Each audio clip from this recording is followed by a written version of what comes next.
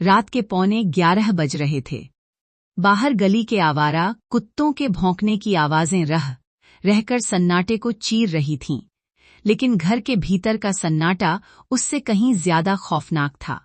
सुगुणा सोफे के कोने में बैठी थी, उसकी आंखें दीवार पर टिकी घड़ी की सुइयों पर जमी थीं।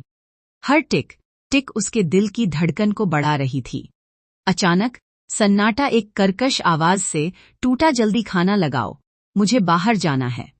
किरण की वह कड़कती आवाज किसी चाबुक की तरह सुगुणा के कानों पर पड़ी। वह हड़बड़ाकर जाग गई, जैसे किसी बुरे सपने से अचानक हकीकत के दलदल में गिर पड़ी हो। कमरे की धुंधली रोशनी में किरण का चेहरा गुस्से से तमतमाया हुआ दिख रहा था। सुगुणा के हाथ पांव ठंडे पड़ गए।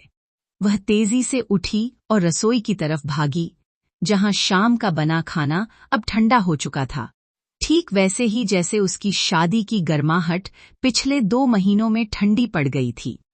उसने कांपते हाथों से डाइनिंग टेबल पर बर्तन सजाए।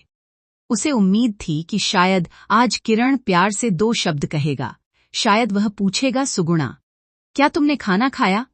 लेकिन मेज पर सजी थाली से उठती भाप के बीच किरण की आंखों में प्यार की जगह नफरत की चिंगारी थी। जैसे ही उसने पहला निवाला मुंह में डाला, सुगुणा का दिल बैठ गया। उसे पता था कि तूफान आने वाला है, पर उसे यह नहीं पता था कि आज की यह रात उसकी जिंदगी का सबसे बड़ा मोड़ साबित होने वाली है। दरवाजे के पीछे अंधेरे में कोई खड़ा था, जो इस पूरी तबाही को खामोशी से देख रहा था। क्या यह किरण का आखिरी प्रहार था, या किसी और रहस्य की शुरुआत? जल्दी खाना लगाओ, मुझे बाहर जाना है। किरण की कड़कती आवाज सुनकर सुगुणा हड़बड़ाकर जाग गई। उस समय घड़ी में रात के 11:15 बज रहे थे। वह तेजी से उठी और सारा खाना डाइनिंग टेबल पर सजा दिया। इस बीच सुगुणा ने खाना खाया या नहीं, यह पूछे बिना ही किरण ने भोजन शुरू कर दिया। मुंह में निवाला डालते ही वह गुस्से में चिल्लाया, यह क्या है? यह चावल है या सीधे धान ही उठाकर परोस दिया है? सुगुणा ने धीमे स्वर में कहा, यह चावल ही है जी। आपने ही तो कहा था कि चावल खिला खिला होना चाहिए, इसीलिए मैंने ऐसा बनाया। किरण फिर से चिल्लाया, और यह क्या है? चार है या इमली का पानी लाकर रख दिया है? इतना खट्टा क्यों है? सुगुणा को समझ नहीं आ रहा था कि वह क्या कहे।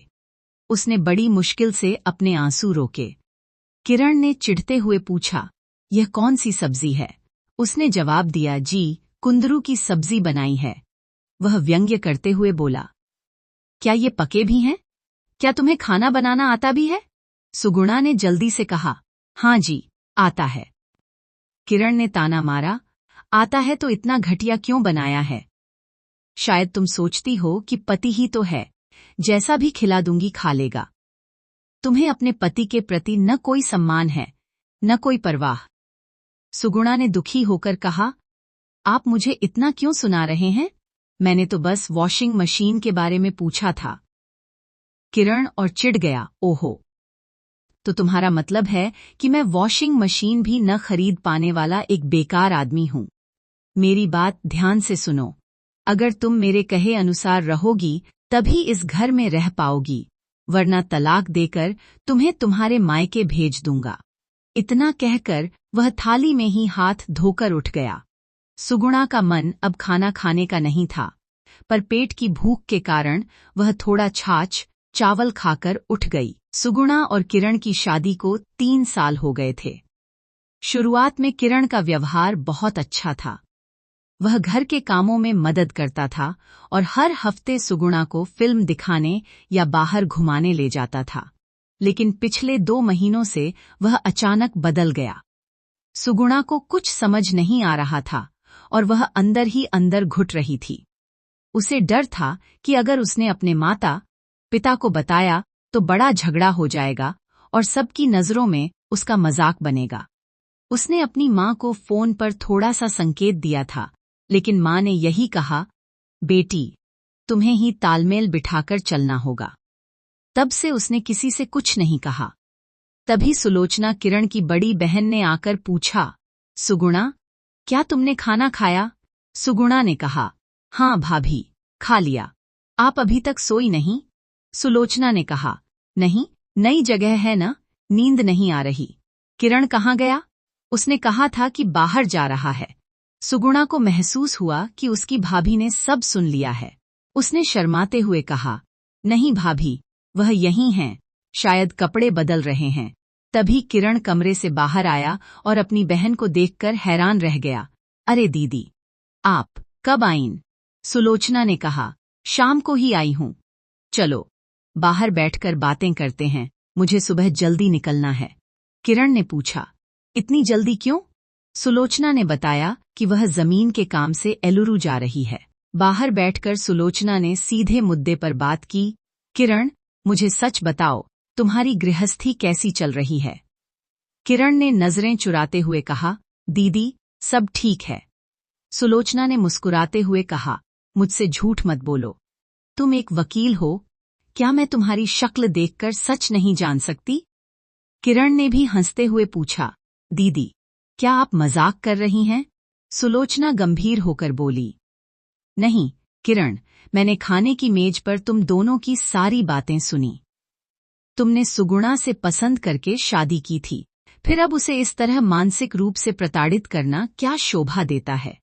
किरण ने बचाव करते हुए कहा, मैंने उसे कब प्रताड़ित किया? क्या उसने आपसे मेरी शिकायत की? सुलोचना ने कहा, नहीं, उसने कुछ नहीं कहा।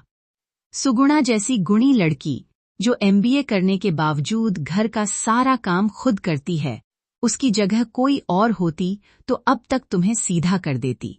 वह तुम्हारे लिए गरम उपमा और तुम्हारी पसंद की रोटियां बनाती है, और तुम उसे इस तरह दुख देते हो।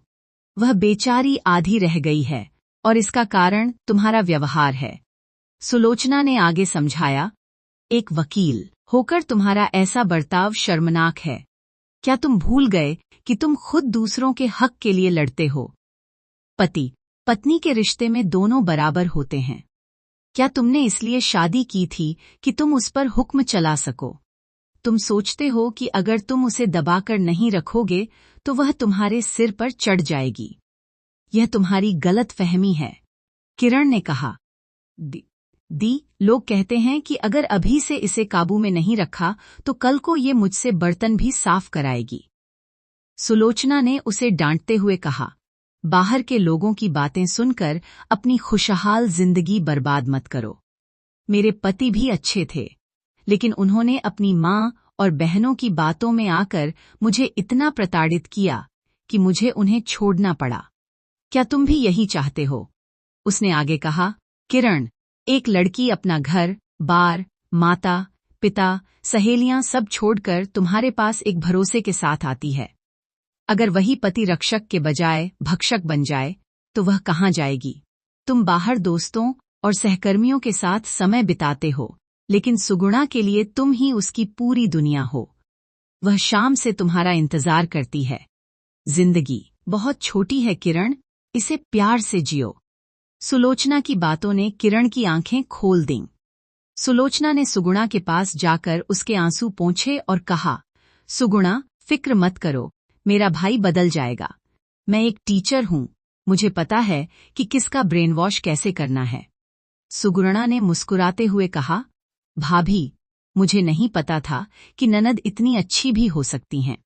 थोड़ी देर बाद किरण सुगुणा के कमरे में आया। किरण की आवाज भारी हो गई, सुगुणा, मुझे माफ कर दो। मैं बाहर के लोगों की कड़वाहट को अपने घर की मिठास समझने की भूल कर बैठा था। मैं भूल गया था कि जिस लड़की ने मेरे लिए अपना पूरा संसार छोड़ दिया, मैं उसी का संसार उजाड़ने पर तुला था। उसने धीरे से सुगुणा के माथे को चूमा और वादा किया, आज के बाद इस घर में तुम्हारी आंखों में आंसू तभी आएंगे जब तुम बहुत खुश होगी। यह मेरा वादा है। सुगुणा ने सिसकते हुए उसे गले लगा लिया। उसे ऐसा लगा जैसे वह सालों बाद गहरी नींद से जागी हो। उसे अब वॉशिंग मशीन की जरूरत नहीं थी, उसे बस उस सम्मान और सुरक्षा की जरूरत थी जो किरण की बाहों में उसे मिल रही थी। बाहर बरामदे में खड़ी सुलोचना ने जब खिड़की से यह नजारा देखा तो उसकी आंखों में भी नमी तैर गई।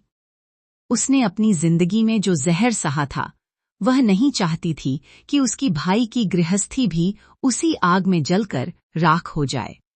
उसने मन ही मन सोचा, शायद मेरी अपनी हार आज सुगुणा की जीत बन गई है। यदि आपको वीडियो पसंद आया तो कृपया लाइक करें और हिंदी वॉइस चैनल को सब्सक्राइब करें। और भी अच्छी अच्छी कहानियों के साथ फिर मिलती हूँ। कहानी देखने के लिए धन्यवाद।